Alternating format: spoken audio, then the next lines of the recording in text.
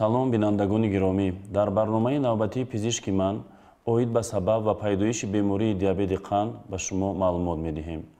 Бемории диабети қанд ин бемории полиэтиологӣ, яъне гуногун сабаба ба ҳисоб рафта, дар навбати худ ҳангоми вайроншавии мубодилаи моддаҳо, аз он ҷумла карбогидратҳо, сафедаҳо ва чарбу ба амал меояд. Бемории диабети қанд дар байни дигар бемориҳо яке аз звенаҳои асосии тамоми он бемориҳои полиэтиологие ки дар тамоми адабиётҳои ҷаҳонӣ қайд шудааст ба шумор меравад. Сабабҳои асосии бемории диабети қанд якчанд намуд мешаванд. Бемории диабети қанд сабаби аввал ин омили генӣ, яъне ки ирсӣ мебошад. Дар он нафароне ки гирифтори бемории диабети қанд аз тарафи модарӣ ҳастанд, дар писарон хатари пайдошавии бемории диабети қанд зиёд дида мешавад. Ва он нафароне ки аз тарафи падарӣ бемории диабети қанд доранд, хатари пайдошавии бемории диабети қанд дар насли духтарӣ метавонад ки зиёд бошад. Дигар сабаби бемории диабети қанд ин омили пурхӯрӣ мебошад, ки омили пурхӯрӣ оварда ба бисёрвазнӣ ба омили фарбеҳӣ ва омили фарбеҳӣ метавонад ки сабабгори асосии бемории диабети қанди навъи 2 гардад. Диабети қанд дар навбати худ ба диабети қанди навъи 1, диабети қанди навъи 2, диабети гестатсионӣ, яъне ки дар давраи ҳомиладорӣ, диабети стероидӣ ҳангоми истифода бурдани маводҳои дуру дарози, яъне ки контрсилярӣ, яъне ки гармонӣ метавонад ки ба вуҷуд биёяд. Дигар намудҳои камвохӯрандаи бемории диабети қанд диабети қанди намуди моддӣ ва ин ки лейт диабет мегӯянд, ки ин ҳам ба омили ирсӣ вобастагӣ дошта дар ҳолатҳои кам, яъне ки дар беморон мушоҳида карда мешавад. Дигар сабаби бемории диабети қанд ин зиёд истифода бурдани маводҳои карбогидратҳои сода. Яъне ки дар ҳамаи он намудҳои бемории диабети қанде ки дар боло қайд карда гузаштем, сабабҳои асосии онҳо тартиби нодурусти хӯрок мебошад. Одатан дар шабонарӯзӣ бояд вояи дурусти реҷаи ғизо вуҷуд дошта бошад. Ҳамаи он маҳсулотҳое ки дар шабонарӯзӣ мо истифода менамоем, бояд дар таркиби онҳо дар умум аз карбогидратҳои сода ва мураккаб бояд 60%-ро ташкил диҳанд, боқимондаи онҳоро бошад, яъне ки сафеда ва чарбу бояд ташкил диҳад. Яке аз сабабҳои асосии бемории диабети қанд ин омили тарс, яъне ки стрессҳо мебошад. Пайдарҳам стрессҳое ки дар организм ба вуҷуд меояд, ки онҳо таъсирнокияшон ба гормонҳои контринсулярӣ, яъне ки антагонисти инсулин, яъне ки гормонҳое ки зидди инсулинӣ ҳастанд, дуру дароз дар бадан хориҷ шудани ин гормонҳо сабабгори бемории диабети қанд низ шуда метавонад. Дигар сабаби пайдошавии бемории диабети қанд ин омили вирусӣ мебошад. Аксар вақт дар байни ҷомеаи ҷаҳонӣ ва шаҳрвандоне ки умуман дар кураи замин зиндагӣ менамоянд, оиди омилҳои ба вирус вобаста аҳамияти ҷиддӣ намедиҳанд. Яке аз сабабҳои пайдошавии бемории диабети қанд ин омили вирусӣ низ ба шумор меравад. Дигар сабабҳои пайдошавии бемории диабети қанд ин истифода бурдани машруботҳои спиртӣ ва истифода намудани обҳое ки дар таркиби онҳо канцерогенҳои тезҳалшаванда ба монанди кафеин, таурин, адреналин ки онҳо дар организм ба тез таҷзияшавӣ мубаддал мегарданд, метавонад ки дуру дароз истифода намудани инҳо халалдоршавии мубодилаи моддаҳоро ба вуҷуд биёрад ва пайдошавии бемории диабети қанд ба вуҷуд биёяд. Дигар сабаби пайдошавии бемории диабети қанд ин дуру дароз табобат накардани бемориҳои меъдаву рӯда, яъне ки он бемориҳое ки ба системаи ҳозима вобастагӣ доранд, ба монанди гастритҳо, яъне ки газаки меъда, дуоденитҳо, ё ин ки газаки рӯдаи 12 ангушта, энтерит ё ин ки энтерокалитҳо, яъне ки ҳолатҳои илтиҳобие ки дар рӯдаи борик ва рӯдаи ғафс мегзарад, ва илтиҳобгирии ғадуди зери меъда ки маъмул аст ба монанди панкреатитҳо, инҳо дуру дароз агар табобатии саривақтии худро нагиранд, шахсият метавонад ки ба бемории диабети қанд мубтало шавад.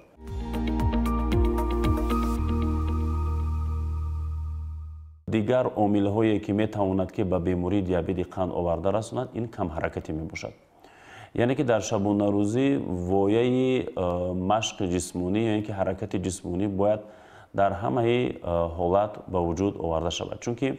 ҳангоми ҳаракати ҷисмонӣ кардан дар бадан он маводҳое ки ба монанди карбогидратҳои содаву карбогидратҳои мураккаб ва сафедаҳо ва инчунин чарбиҳое ки дар бадани мо вуҷуд доранд,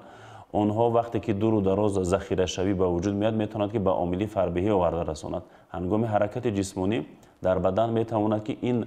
маҳсулотҳое ки дар боло қайд карда гузаштем ба глюкозаи фаъол ва глюкозаи фаъол метавонад ки ҳамчун манбаи ғизоӣ дар мағзи сар хизмат намояд ва онҳо наметавонанд ки дар девораи раги хунгард ба монанди часпишҳо ба вуҷуд биёянд ки сабаби асосии бемории дилу рагҳои хунгард ва бемории диабети қанд гардад. Дигар сабаби пайдошавии бемории диабети қанд ин дар занҳо зиёдтар вомехӯрад ҳангоми истифода намудани маводҳои гормоналӣ, яъне ки пешгирӣ намудани ҳамл ва истифода намудани гармон ҳангоми вайроншавии давраи ҳайзӣ дар занҳо ки дида мешавад, ҳангоми бе машварати табиби эндокринолог истифода намудани худсаронаи маводҳои пешгирии ҳамл ба монанди ки кок препаратҳо мегӯянд, инҳо метавонанд ки мубодилаи моддаи гармонҳоро тағйир диҳанд ё ин ки вайрон намоянд ва сабаби фарбеҳӣ ба гармон вобаста гардад, ки ин ҳам яке аз сабабҳои бемории диабети қанд мегардад.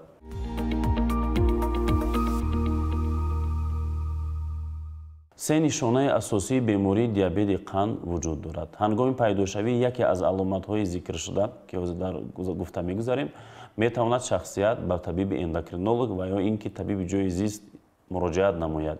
се аломати асосӣ дар бемории диабети қанд дида мешавад. Ин полидипсия, яъне ки ташнамонии зиёд истифода бурдани об, полифагия, зиёд истеъмол намудани хӯрок ва ҳис накардани серӣ, полиурия, яъне ки дар шабонарӯзӣ аз ҳудуди меъёрӣ аз 4 то 6 маротиба пешоб намудан. Ва дар беморони диабети қанди навъи 1 бошад ки ин аломат тез аён мешавад, ки дар бадани онҳо мутлақан ки инсулин камбудӣ мешавад, камшавии якбораи вазни бадан, камтарин 10-12 килограмм ва зиёдтарин аз 20 то 30 килограмм вазни баданро дар кӯтоҳтарин вақт аз даст додан. Дигар нишонаҳои бемории диабети қанд ин фаромӯшхотирӣ, тез асабоният шудан новобаста аз омилҳои стрессӣ ва дар шабонарӯзӣ ҳиссиёти ҳам ҷинсӣ ва ҳиссиёти умумии баданро гум кардан. ҳангоми яке аз нишонаҳои зикршуда дар бемор агар қайд шавад, шахсият метавонад ба табиби эндокринолог муроҷиат намояд.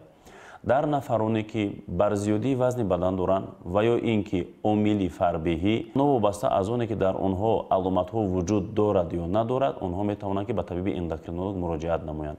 ҳангоми барзиёдии вазни бадан ва ё ин ки омили фарбеҳӣ, се аломатҳое ки дар боло зикр карда гузаштем метавонад ки дар шахсият вуҷуд надошта бошад, чунки ин омили резистентӣ аст, муқовиматнокии организм ба инсулин мешавад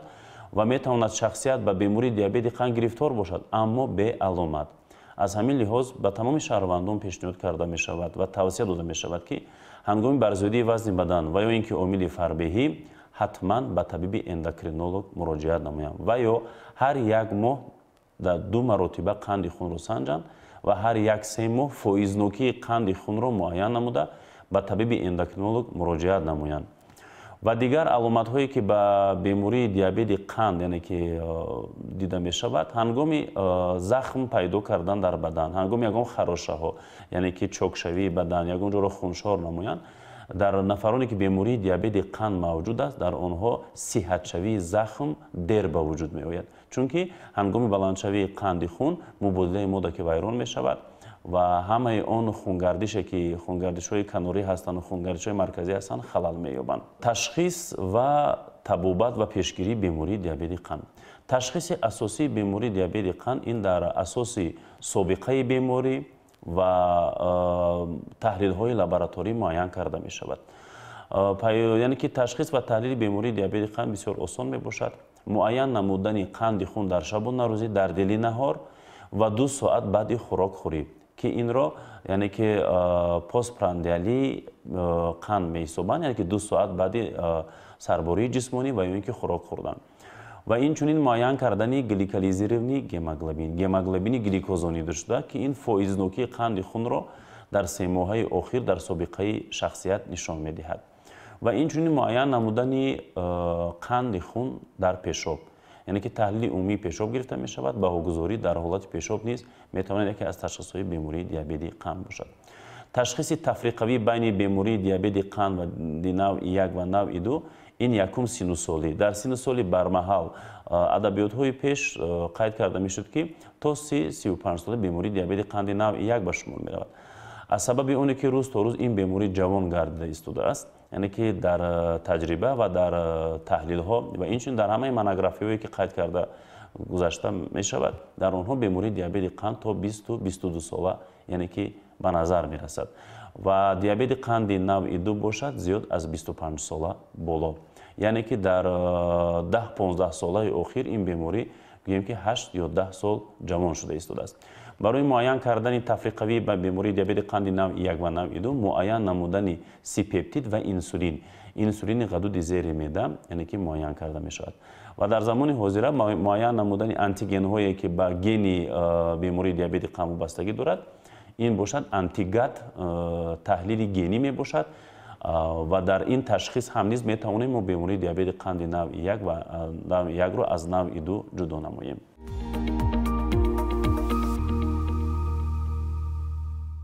تبابت اساسی بیماری دیابت قند این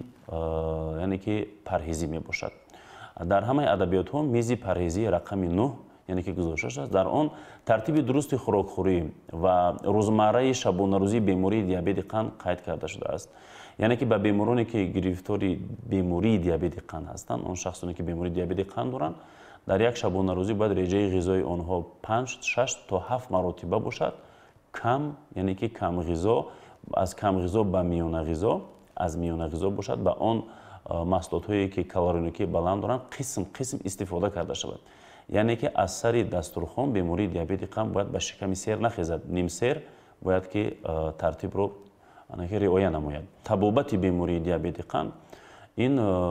عامل یکم یعنی که عامل پرهیزی می باشد، دوم باشد حرکت جسمانی. یعنی که در یک شبانه روز بیماران گرفتار بیماری دیابت قند به طریق مینیمالی باید 15 دقیقه حرکت جسمانی، میانه 30 دقیقه، ماکسیمالی 45 دقیقه باید که مشق جسمانی نمایند. هر یک دقیقه هایی که در بالا قید کرده گذاشتیم باید بعد اینها یک تنفسی معین باشد. باز می توانند که اونهایی که گرفتار بیماری دیابت قند دارند با نظارت قند خون مشق جسمانی نمایند. در دو حالت قطعاً برای بیماران گرفتار دیابت قند نوع یک و بیماران دیابت قند نوع دو مشق‌های جسمانی منع است. در کدام حالت؟ در حالت‌هایی که قند خون از 4 یا اینکه 3 و از 10 پایان باشد، چون که در این حالت مشق جسمانی میتواند که حالت گیپوگلیکمی پس‌شوی قند خون را به وجود بیارد.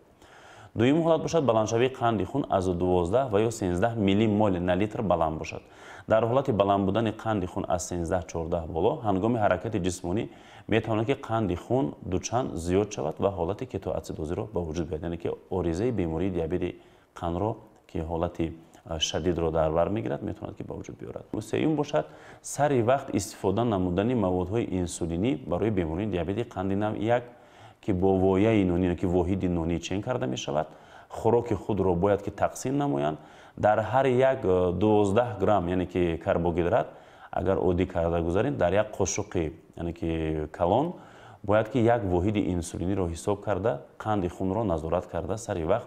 یعنی که انسولین را استفاده نمایند. بیماران دیابت قند نوع دو باشد سری وقت استعمال نمودن تبلیت که یعنی که حبوب‌های قند پس کننده و هر یک ماه باید که در طبیب اندوکرینولوژ مراجعت نمایند و هر یک 3 ماه با سنجیدن فایز قند خون تبابت حبوب‌ها رو نیز میتوانند که عوض نمایند. عادتا در بین مردم معمول شده است که وقتی که داروی قند استفاده میکنند یک نوع داروی قند را سال‌های دراز استفاده میکنند. این قطعا نادرست است، چون که هر یک فصل سال بدن آدم و هر یک سال یعنی که وابسته به سن سال که به پیش می رود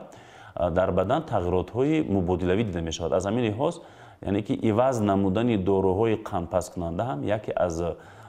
زوینه های اساسی تبابت بیماری دیابت قند به حساب می رود. در باد و هوای تازه و در نزد آبها سیر و گشت کردن عادی هم به مشق جسمانی هم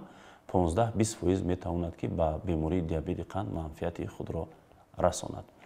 خب پیشگیری بیماری دیابت قند، آن افرادی که بر زودی وزن بدن دارند و یا که عامل فربهی در آنها تا به هنوز بیماری قند معین کرده نشده است،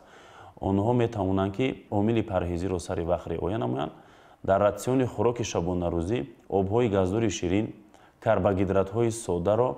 яъне ки манъ намоянд ва ҳаракати ҷисмониро камтарин 1.5-2 километр дар шабонарӯзӣ, зиёдатаринашро аз 5-6 километр дар як шабонарӯз фақат ҳаракати ҷисмонӣ намоянд, то ин ки пешгирии бемории диабети қандро ба вуҷуд биёрад.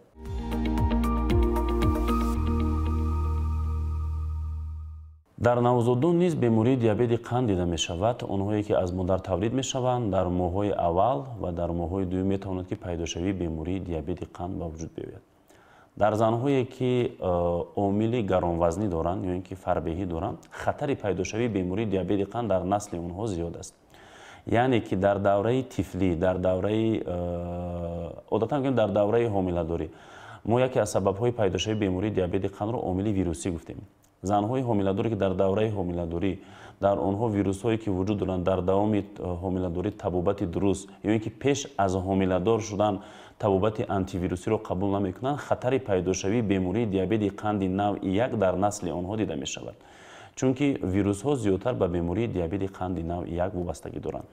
ҳангоми пайдо шудани бемории диабети қанди навъи 1 дар наврасон ё ин ки дар навзодон, ягона табобати инҳо яъне ки инсулин табобат мебошад ки дар бадан мутлақан инсулин яъне ки мавҷуд намемонад. аз ин лиҳоз барои он нафароне ки нақшаи ҳомиладорӣ доранд ва ё ин ки ҳомиладор ҳастанд, бояд ки аз назорати табиби бемориҳои занона ва эндокринолог ба пуррагӣ гузаранд ва инчунин ба табиби сироятшинос низ муроҷиат намоянд ва сари вақт табобати антивирусӣ яъне ки зидди вирусиро қабул намоянд, то ин ки хатари пайдошавии бемории диабети қанди навъи 1 дар насли онҳо ба вуҷуд наояд. тартиби дурусти истифода намудани яъне ки маводҳои хӯрока, сабзавотҳо ва инчунин меваҷотҳо дар шабонарӯзӣ ба ҳамагӣ тавсия дода мешавад ки аз маҳсулотҳои ширӣ ба пуррагӣ истифода намоянд ва ё ин ки маҳсулотҳои туршигӣ ба монанди ҷурғо, ё ин ки чакаҳо, ё ин ки кифирҳо инҳо ҳастанд, ё ки дуғобҳо. фақат нафароне ки қисман гӯем агар гаронвазнӣ дошта бошанд, истифода намудан аз қаймоқҳо ки равғанокии вай баланд аст, яъне ки тавсия дода намешавад. аз меваҷотҳо бошанд, тамоми намуди меваҷот барои он нафароне ки гирифтори бемории диабети қанд нестанд иҷозат дода мешавад. аммо он маводҳое ки ба монанди ангур, харбуза, ё ин ки ҳандала, ё ин ки анҷирҳои зиёд ширин, ё ин ки нокҳое ки мулоиме ки зиёд часпакнокӣ доранд, аз инҳо кам истеъмол намоянд. яъне ки дар таркиби онҳо глюкозаи фаъол ки зиёд мебошад, метавонад ки халалдоршавии мубодилаи моддаҳоро ба вуҷуд биёрад. зиёд тавсия дода мешавад ки аз маҳсулотҳои полезӣ ё ин ки сабзавотӣ дар шабонарӯзӣ истифода бояд намуд. чунки дар фасли баҳор ва тирамоҳ ки ин намуди сабзавоту ва ёд ки зиёд мебошад, аз инҳо вақте ки мо бо тартиби дуруст истифода менамоем, ҳамчун манбаи энергетикии захиравӣ барои фаслҳое ки гӯем ки сардӣ мешавад, онҳо метавонанд ки ҳамчун ба ҳолати физиологӣ таъсир кардан ба баданро, яъне ки аз эҳтимолият дур нест, метавонад ки фоидаҳои зиёд дошта бошанд. карбогидратҳои содда ин намуди ордӣ, яъне ки намуди нонӣ, он ордҳое ки навъи якум ҳастанд ва аз он кулчақандҳо пухта мешавад. фарз кардем нонҳо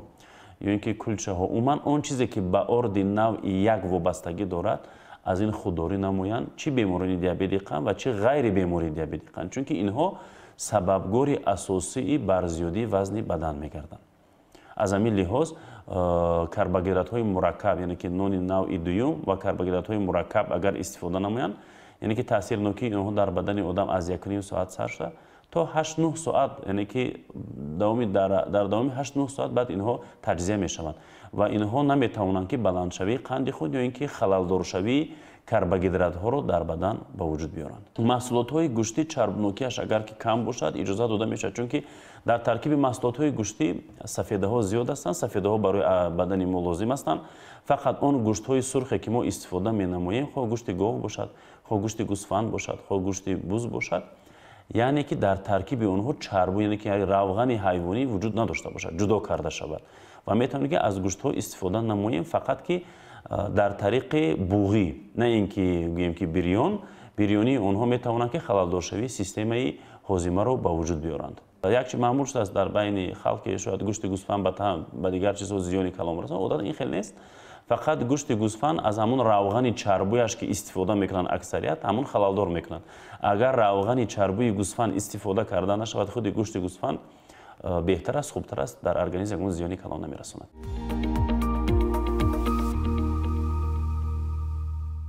همه نفرانی که بیماری دیابت قند نوع 1 و دیابت قند نوع 2 و اینچنین دیگر بیماری های اندوکرینولوژی در مؤسسه دولتی مرکزی طبی شهری رقم 1 به نام کریم احمدوف و در شعبه اندوکرینولوژی کلان سالون همه نمودی تبابت هایی که ما در بالا قید کرده گذاشتیم، همه آنها که شرایط مهیا کرده شده است. بیماران دیابت قند هم نمودی انسولین قبول می‌کردگیانی که طریق گذراندن آنها و استفاده نمودن آنها و هر نوعی که استفاده می‌نمایند با پراگی شرایط مهیا کرده شده است و استفاده بردن یعنی که حب‌های که تبلیت‌هایی که از چندین گروه قند پس کننده ها هستند به بیماران با پراگی فهمانده می شود. در سمت تبابت اوید بیماری دیابت قند در مؤسسه و عموما در جمهوری عین حال یگان مشکلی وجود ندارد، فقط باز هم پرزور کردن سطح و صفت تبابت برای پرزور کردن گوییم که پیشگیری نمودن یا اینکه تبابت خوبی بیماران دیابت قند خوب میشد که در تمام مؤسسه های تندرستی، تمام مؤسسه های یعنی که با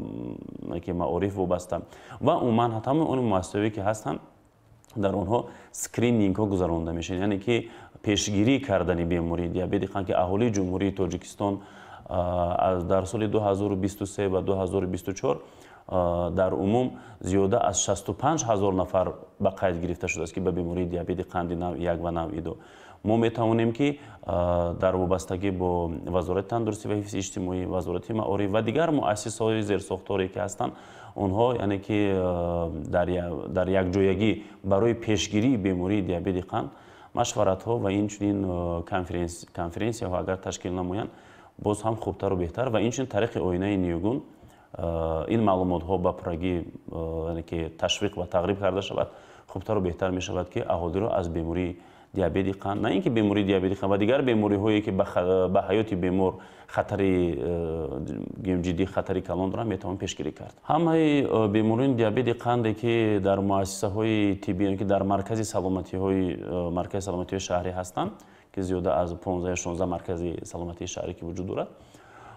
که اونها زیر ساختار ریاست تندرستی می باشند، در یک جایگی با مرکزهای طبی شهری علاوه مرکز طبی ما دو گرفتی یعنی که قوی دارند و آن بیمارانی که طریق راحت به ما مراجعت میکنند بار اول معین شده، ما آنها رو در دفترهای مخصوص قید می نماییم و هنگام تبابت رو شروع کردن به جای زیست هنگام رخصت نمودن خبر می دهیم که یک چند نفر به بیماری دیابت قند نوع 1 و یا نوع 2 گرفتار شده است تا اینکه طبیبان اندوکرینولوژی جای زیست آنها قطعی کاربری نمایند. در حدود شهر دوشنبه که تمام مرکزهای سلامتی که به این سر و کار دارند، آنهایی که به قید گرفته می شود در عموم هم بیماری دیابت قند نوع 1 و هم قند نوع 2 شماره عمومی آنها یعنی که تا 65,000 نفر رسید در عمومیت و از اینها نفرانی هستند که به قید تا به هنوز گرفته نیستند، شاید که مراجعت ندارند، شاید که سری وقت به طبیب مراجعت، شاید این تعداد زیاد باشد و کم نه، اما نسبت این از طرف حکومت جمهوری تاجیکستان و از طرف تمام وزارت و ریاست تندرستی به نهایت اهمیت کلان نسبت به بیماران دیابت قند داده می شود، چون که تامین نوکی انسولین به بیماران دیابت قند نوع 1 به پراگی رایگان یعنی که مانده شده است و آنها از مرکز سلامتی خود با حجت های مخصوص که در آنجا دفترچه‌های خصوصی دارند که قید کرده میشن آمده از مرکز شهری بیماری های غدودهای داخله یعنی که محصولات انسولینی خود را سری وقت میگیرند و استفاده مینمایند. از سال 2019 تا 2024 برنامه مخصوص قبول کرده شده بود که از طرف حکومت جمهوری تاجیکستان برای برنامه فربهی و پیشگیری عاملی فربهی در جمهوری تاجیکستان و تشکل طرز حیات سالم و غذا که این برنامه جنبست شد. در این برنامه همگی ما کاربری کردیم، یک چند بار معلومات ها نیز پیشنهاد نمودیم، نتیجه دسترس هم نیز داد و خود بیماری دیابت قند که بیماری گلوبالی به حساب می رود که تمام سیاره زمین رو یعنی که گوییم که در تشویش آورده است، زیاده از 530 میلیون اهالی کره زمین عین حال که به این بیماری گرفتار می باشد، چه از سازمان تندرستی عمومی جهانی و چه از طرف وزارت تندرستی و حفظ اجتماعی اهالی جمهوری تاجیکستان اوید همه آن برنامه‌هایی که به بیماری دیابت قند یعنی که تعلق دارند با پراگی یعنی که تشخیص و تحلیل کرده می شود و هر هفته اینا از طرف ما و شعبه اندوکرینولوژی از مؤسسه маълумотнома оиди ҳам бемории қанди навъи 1 навъи 2 омили фарбеҳӣ бар зиёдии вазни бадан маълумоти мушаххас яъне ки пешниҳод карда мешавад.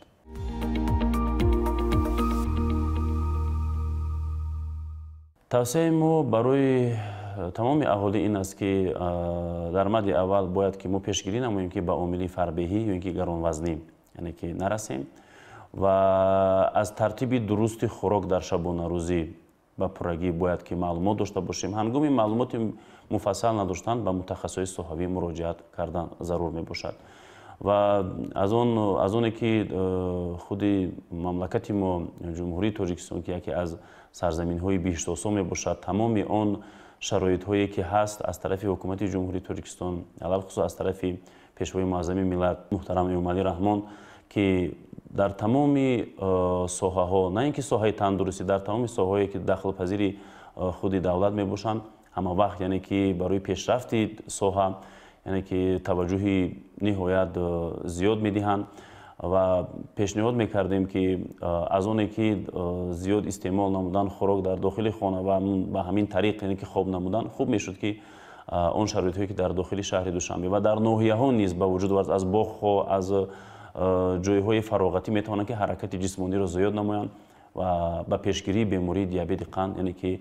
на ин ки бемории диабети қанд ба пешгирии омили фарбеҳӣ пешгирии бемории дили рагҳои хунгард яъне ки як омили мусоидаткунандае ҳаст ки метавон ки шахсият худро аз тамоми бемориҳои сироятӣ ва ғайри сироятӣ пешгирӣ намуд. Бинандагони гиромӣ, ин буд маълумоти мухтасар оиди пайдоиш ва сабабҳои бемории диабети қанд дар барномаи пизишки ман.